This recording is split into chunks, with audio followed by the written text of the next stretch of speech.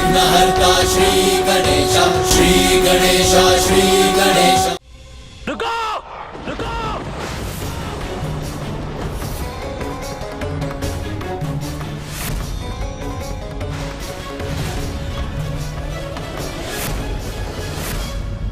तुम यहाँ पुनः लौट आए। स्मरण नहीं पूर्व में क्या कहा था तुमसे? स्मरण है, भली भांति स्मरण है, पर इस बार मैं ऐसे नहीं जाऊंगा। इस बार मैं तुम्हें वो पाठ सिखाऊंगा कि जिसका स्मरण कर तुम सारी उद्दंडता भूल जाओगे। प्रतीत होता है तुम ऐसे नहीं मानोगे।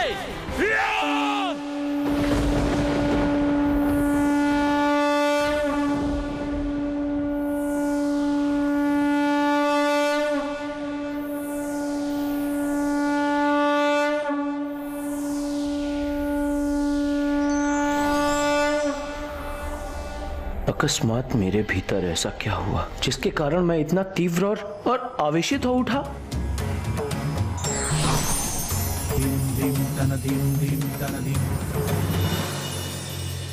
कैलाश में आपका स्वागत है भ्राता भौम।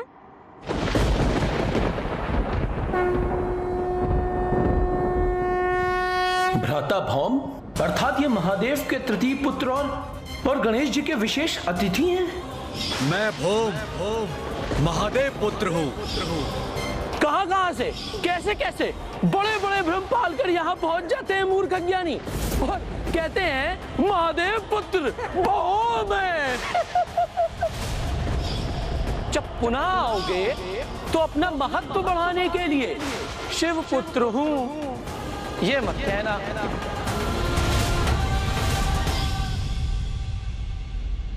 आपने उचित सुना नंदी जी, ये भौम जी हैं, हमारे भ्राता।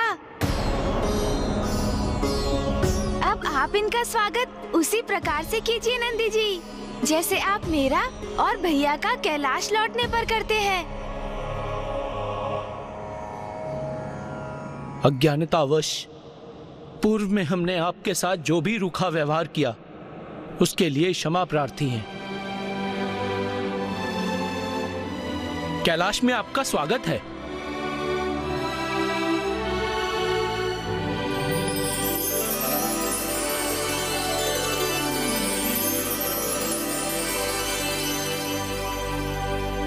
भ्राता भौम, अब माँ और पिताश्री से आपकी भेंट होगी। देखिएगा, आपको देखकर माँ अत्यंत आनंदित हो उठेंगी। मैं इस बात से बिल्कुल भी प्रसन्न नहीं हूँ नाथ। उमा, आप क्या कह रही हैं?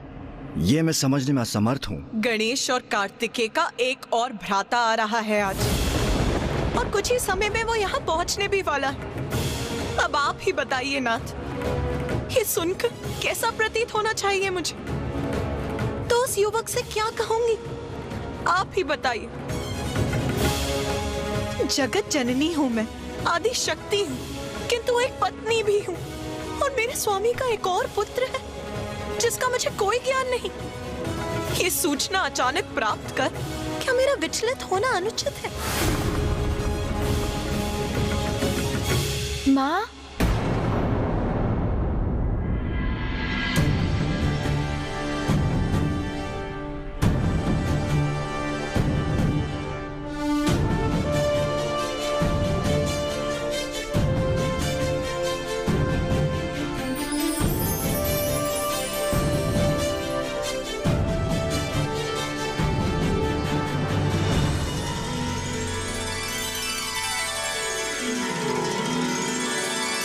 कितना तेजस्वी है ये युवक, कितना गरिमामय व्यक्तित्व है इसका।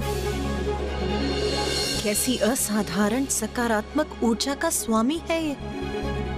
कितना मंगल है ये, कितना मंगल है, कितना मंगल है।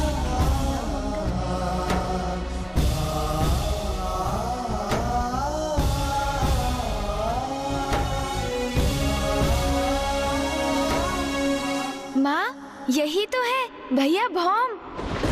हाँ माँ, ये हमारे भ्राता है।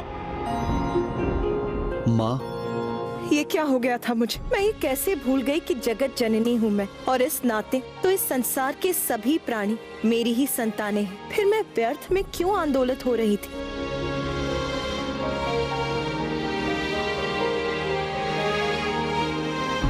पुत्र भूम, उठो पुत्र। माता, महादेव, मैं भौम हूं, भूमि नंदन, और महादेव आप ही मेरे पिता हैं। आपके रोष से आपके मस्तक पर जो श्वेत बूंद उत्पन्न हुई थी, उसी से मेरा जन्म हुआ है।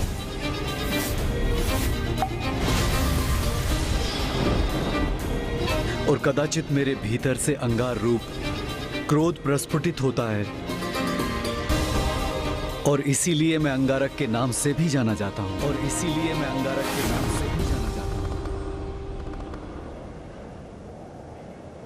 देवी पार्वती, मेरी कोई संतान नहीं थी, तो महादेव ने मुझ पर कृपा कर भौम को मुझे दे दिया।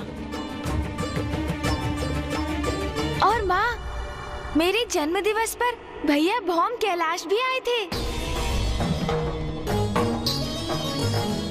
किंतु कुछ गण ने उन्हें अपमानित कर कैलाश द्वार से ही लौटा दिया था। उन्हें भीतर नहीं आने दिया था माँ।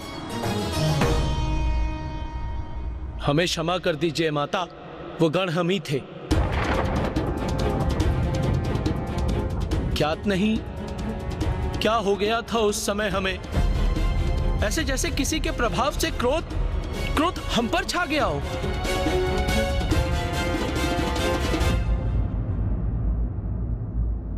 आप उचित कह रहे हैं नंदी जी, आपसे कोई भूल नहीं हुई। आपने वैसा व्यवहार मेरी उग्र ऊर्जा से प्रभावित होकर किया। माता, मुझे क्षमा कर दीजिए, मेरी उग्र ऊर्जा गणेश जी को भी प्रभावित करती रही।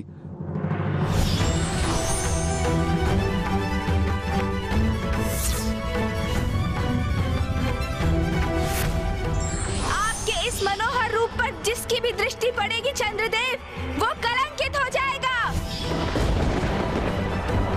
मुझे चंद्रदेव को शाप देने का कोई पछतावा नहीं है पिताश्री।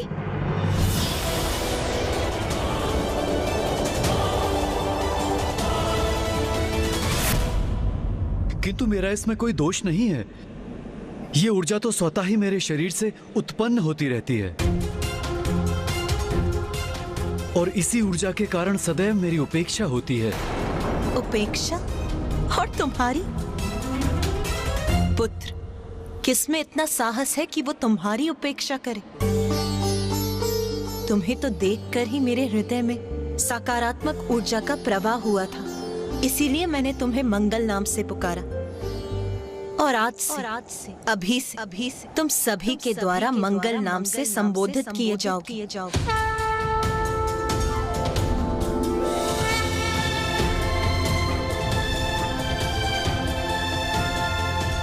मेरा पुत्र मंगल आज प्रथम बार हमारे निवास कैलाश आया है। मुझे उसका उचित स्वागत करना चाहिए।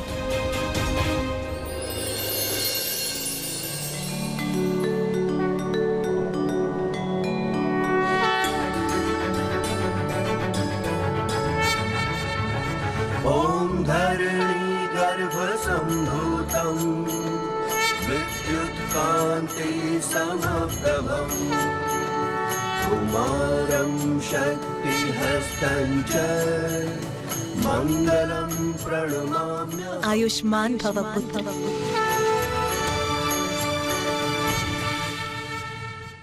पुत्र मंगल, मुझे ज्ञात है तुम्हारे मन में क्या प्रश्न उठ रहे हैं। मुझे तुम्हारी तपस्या का पूर्व में आभास हो चुका था, और मैं तुम्हारे तप से अत्यंत प्रसन्न हूं। पिताश्री, जब आप अपने भक्त की तपस्या से प्रसन्न होते हैं तो उन्हें सदैव वरदान देते हैं, तो भ्राता मंगल को भी वरदान स्वरूप उनका उचित स्थान मिलना ही चाहिए ना। पुत्र मंगल, मैं तुम्हें वरदान स्वरूप नवग्रहों में एक ग्रह का स्थान देता हूँ। ये तो अति उत्तम वरदान है पिताश्री।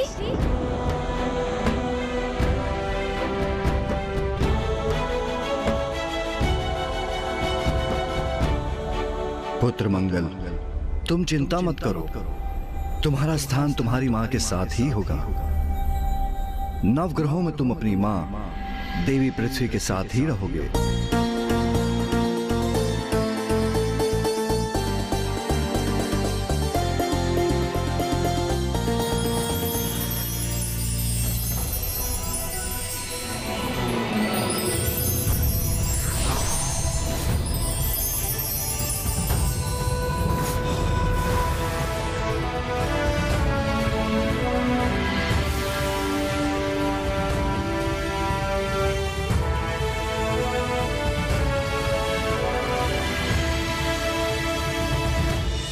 तुम स्वयं मंगल ग्रह के स्वामी बनकर वहां वास करोगे, ताकि पृथ्वी का जनजीवन तुम्हारी ऊर्जा से कुछ ही दूरी पर रह सके। सप्ताह के तृतीय दिवस का नाम तुम्हारे नाम पर आधारित होगा और उसे मंगलवार पुकारा जाएगा। मंगल ग्रह प्राणियों के जीवन के पराक्रम, शारीरिक ऊर्जा, आत्मविश्वास, शक्ति, क्रोध, आवेश और वीरता शासित कार्यों का प्रतिनिधि करने वाला ग्रह होगा। बिना मंगल की शुभ दृष्टि के कोई भी प्रशासनिक अधिकारी, शासक अथवा वीर योद्धा नहीं बन सकेगा। तुम्हारा रत्न मूंगा होगा। प्रत्येक लाल वस्तु का संबंध तुमसे जुड़ा होगा और तुम्हारा वाहन भेड़ होगा।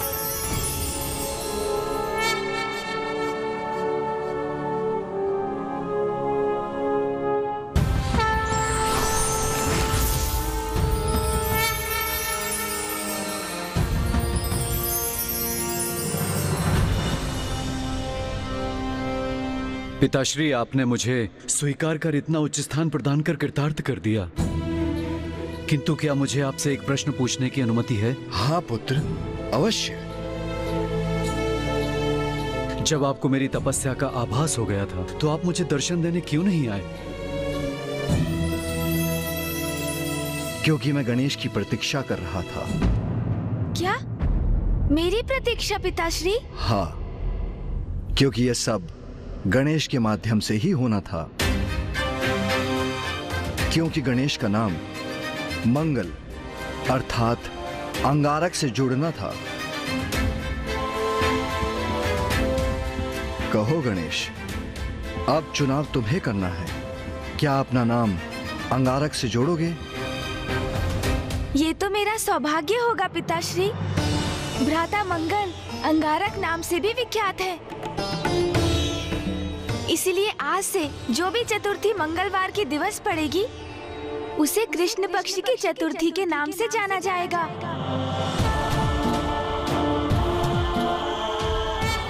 और अंगारक चतुर्थी का व्रत करने वाले को वर्ष भर की चतुर्थी का फल एक साथ प्राप्त होगा। भ्राता मंगल, आप भी मेरे ही समान एक योद्धा हैं, इसीलिए मैं भी आपको एक वरदान देता हूं। आज से आपका वार मेरा वार होगा। जो भी मंगलवार के दिवस मेरी पूजा करेगा, मैं यथाशीघ्र प्रसन्न होकर उसकी मनोकामनाएं पूर्ण करूंगा।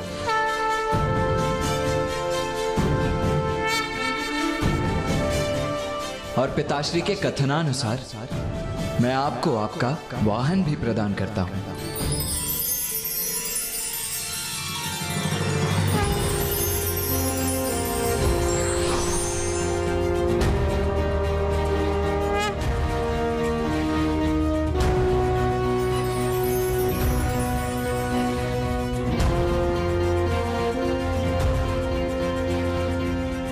दीर्घ समय से अपने पिता का साथ पाने को आतुर था मैं, और आज ये मेरा परम सौभाग्य है कि न केवल मुझे अपने पिता का स्नेह आशीष प्राप्त हुआ, अपितु एक अत्यंत स्नेही परिवार भी मिला। और ये सब आपके कारण हुआ है गणेश जी। मैं आपसे इतनी ईर्ष्या करता था कि आपसे युद्ध करना चाहता था, किंतु आपने मुझे इतना सब प्रदान कर कृतार्थ कर दिया।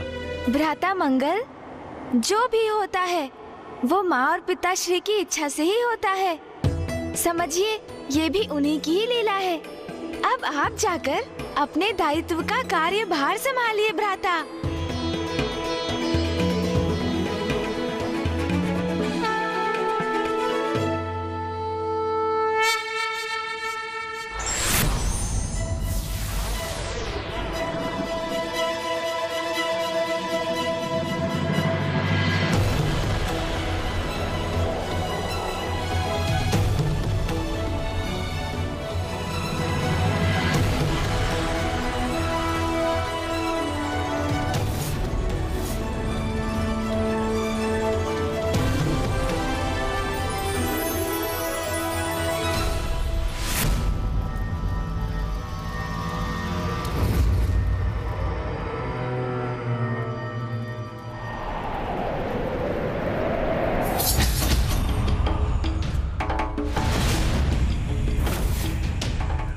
किसका दुष्कृत्य है ये? किसने किया है ये भयंकर अपराध? महाराज ज्ञानरी, ये गणेश ने किया है। महादेव पुत्र गणेश। गणेश गणेश गणेश गणेश गणेश गणेश।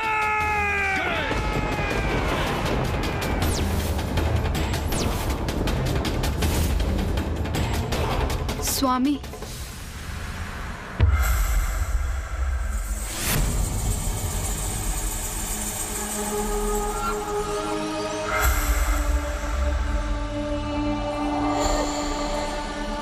देखो दकिनी, कितनी निर्ममता से मेरे पिता का वध किया है उस गणेश ने। अब मैं उसे नहीं छोड़ूंगा जिसने मेरे पिता को मुझसे छीना है। अब उस गणेश को उसके पिता से छीनकर मैं उसे दूर कर दूंगा।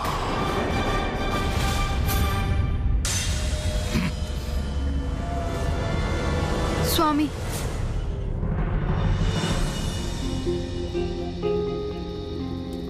आपके पुत्र का जन्म होने वाला है। मैं चाहती हूँ कि तब तक आप मेरे साथ रहें। अपने पुत्र के जन्म के पश्चात आप अपना प्रतिशोध लेने अवश्य चले जाइएगा।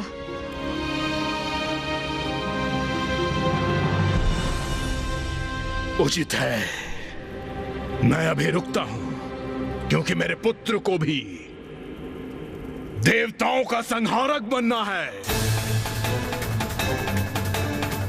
उसके नेत्र खुलते ही मैं उसे देवताओं के प्रति घृणा से भर दूंगा।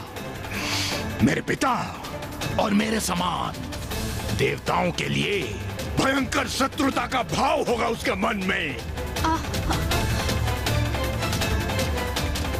मेरे पुत्र का जन्म होने ही वाला है दकिनी। वो भी देवताओं का अंत करने की प्रतीक्षा नहीं कर सकता। अब मैं गणेश को पराजित करूंगा और मेरा पुत्र देवताओं को।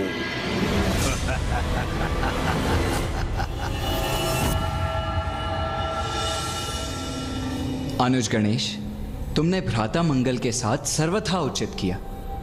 वो बहुत ही सौभाग्यशाली होते हैं जिन्हें पिता का स्नेह प्राप्त होता है, और तुमने भ्राता मंगल को पिताश्री से मिलाने का महान कार्य किया है। इसके लिए मुझे तुम पर गर्व है अनुज।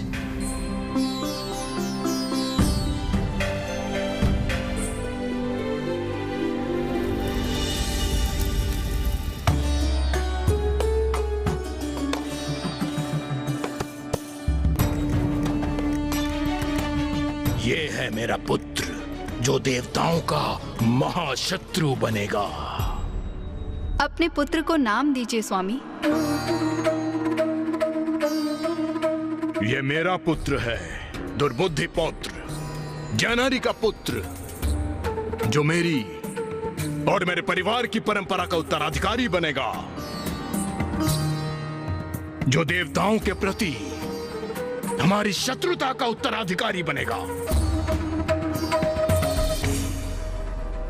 ये मेरा पुत्र है, सुबोध सुबोध सुबोध सुबोध सुबोध। मेरी अनुपस्थिति में हमारे पुत्र की उचित देखरेख करना, क्योंकि अब मेरे प्रस्थान का समय आ गया है।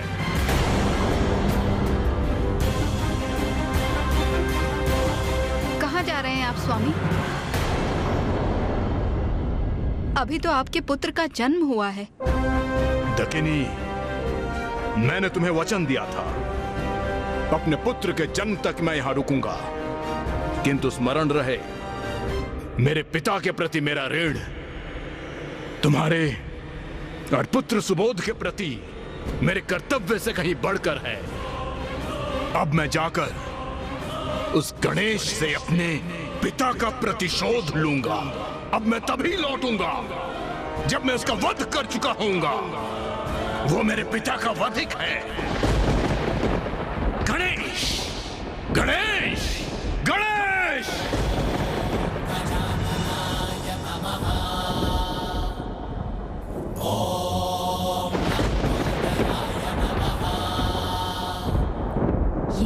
हुआ भी? क्या मेरे पुत्र सुबोध ने गणेश का नाम सुन उसके सम्मान में अपने हाथ जोड़ लिए? नहीं, गणेश के प्रति इसकी आस्था कदापि नहीं हो सकती।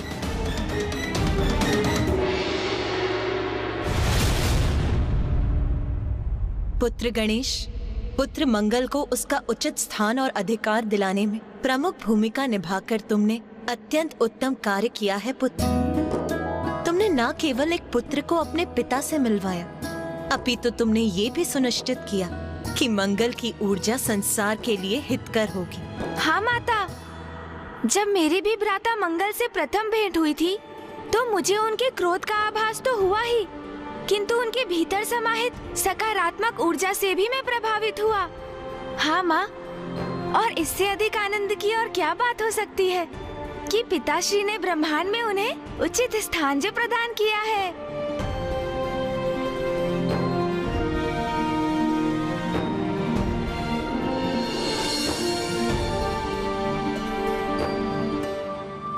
एक पिता के लिए इससे अधिक संतोष की क्या बात हो सकती है कि संसार में उसके पुत्र को उपयुक्त स्थान प्राप्त करने के साथ यथोचित मान सम्मान भी प्राप्त हो। मुझे अपने सभी पुत्रों पर गर्व है। स्वामी, यदि अभी आपके और भी पुत्र शेष हैं जिनसे मैं अनभिज्ञ हूँ तो उनका परिचय भी दे ही दीजिए। उमा, मैं तो जगत पिता हूं। संपूर्ण जगत के सभी जीव मेरी संतान हैं। यदि मैंने अपने असंख्य पुत्रों का परिचय देना आरंभ किया तो उसका अंत ही नहीं होगा, तो मैं ध्यान कैसे करूंगा?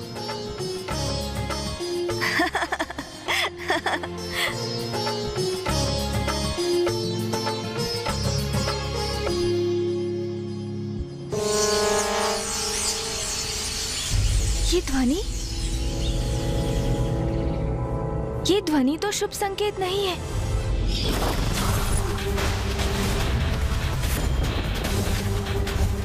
अब मैं जाकर उस गणेश से अपने पिता का प्रतिशोध लूंगा। अब मैं तभी लौटूंगा जब मैं उसका वध कर चुका होऊंगा। मुझे शीघ्र कुछ करना होगा। पिताश्री, माँ, भैया। गणेश, क्या हुआ? तुम अचानक इतने चिंतित क्यों हो गए? भैया, असुर दुर्बुद्धि का पुत्र ज्ञानारी कैलाश आ रहा है मुझसे युद्ध करने।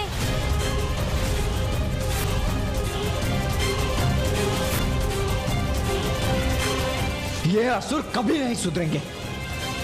आने दो उन्हें। इस संकट को उसके आरंभ से पूर्व ही समाप्त कर दूंगा मैं। नहीं भैया, रुक जाइए। आपको कुछ करने की कोई आवश्यकता नहीं है भैया, क्योंकि मैं ही अदृश्य हो जाऊंगा। अदृश्य? अदृश्य हो जाऊंगा? और आप सब भी अदृश्य हो जाइए। ये क्या कह रहे हो तुम गणेश? हम अदृश्य हो जाएं? उस असुर से छिप जाएं? तुम ऐसा सुझाव भी कैसे दे सकते हो गणेश? तुम प्रथम पूज्य हो गणेश, और मैं देव सेनापति। मां आदि शक्ति हैं और पिताश्री स्वयं देवादिदेव महादेव। और तुम चाहते हो कि हम उस असुर से भयभीत होकर छिप जाएं? नहीं गणेश, नहीं। पुत्र कार्तिकेय, मैं तुमसे सहमत हूं, किंतु यदि गणेश हमें अदृश्य होने का सुझाव दे रहा है तो उसके पीछे उसकी अवश्य कोई लीला होगी। उसकी कुशाग्र बुद्धि से उत्पन्न उसकी कोई योजना होगी, क्योंकि पुत्र गणेश अधर्मियों से युद्ध करने से पीछे हटने वालों में से तो कदापि नहीं।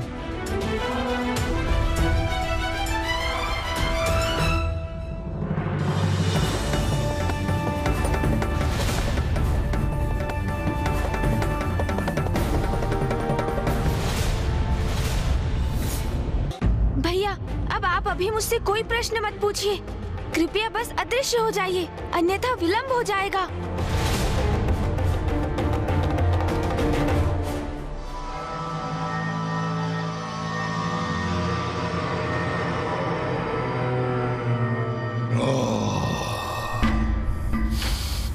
ये है गणेश का निवास स्थान।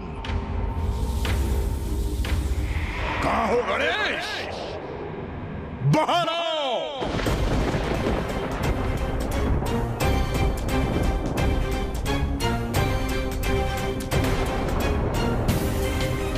वो दुष्ट गणेश यहीं कहीं छिपा होगा। जाओ ढूंढो उसे।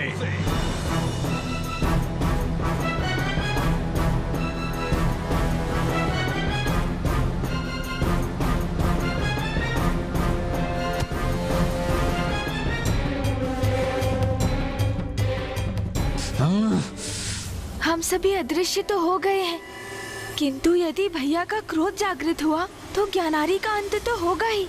उसके साथ साथ मेरी योजना भी विफल हो जाएगी।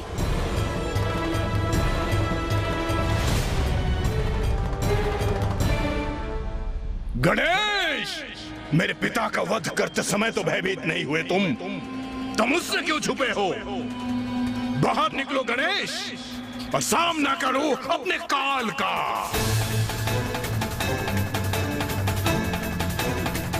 इस दुष्ट का इतना दुस्साहस पिताश्री के ध्यान स्थल में प्रवेश करने जा रहा है।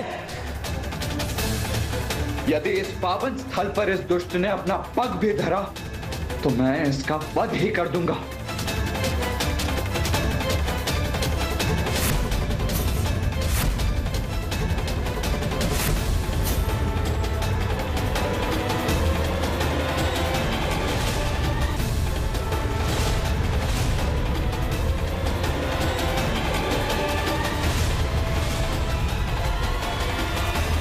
महाराज,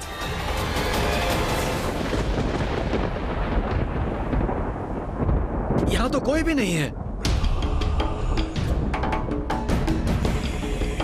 प्रतीत होता है तुम मेरे भय से कहीं भाग गए हो गणेश, किंतु भाग कर जाओगे कहां? संसार के किसी भी कोने में छुपे होगे, वहीं से ढूंढ के लाऊंगा तुम्हें।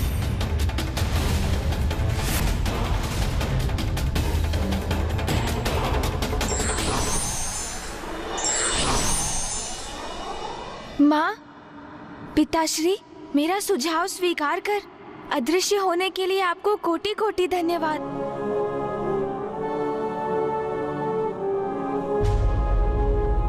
भैया, रुक जाइए भैया, रुक जाइए।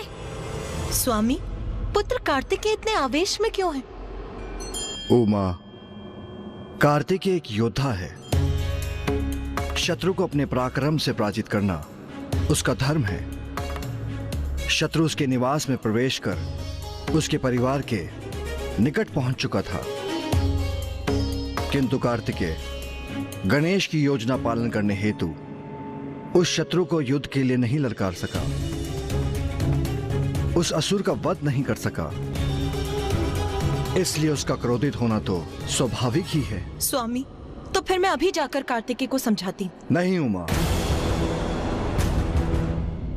गणेश उसके साथ गया है, तो इस स्थिति को उसे ही अपनी किसी विलक्षण युक्ति से संभालने दीजिए।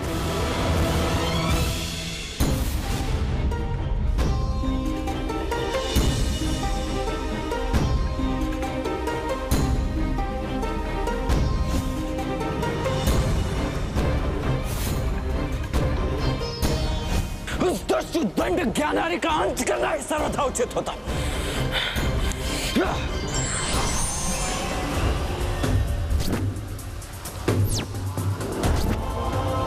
बाहर निकलो गणेश और सामना करो अपने काल का।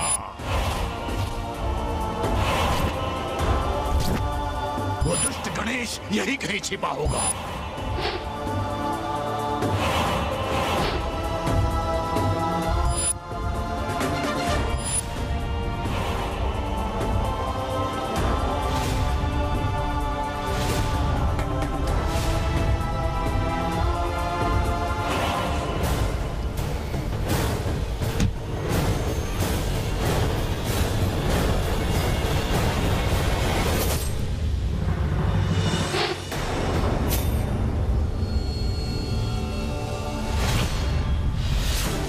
गणेश, मैं कह रहा हूं अपना ये परिहास बंद करो और मुझे मेरा दंड लौटा दो। मुझे ज्ञात है भैया, आप ज्ञानारी पर बहुत क्रोधित हैं, किंतु मेरे पास उसे उसके इस अपराध का दंड देने का एक उचित उपाय भी है भैया।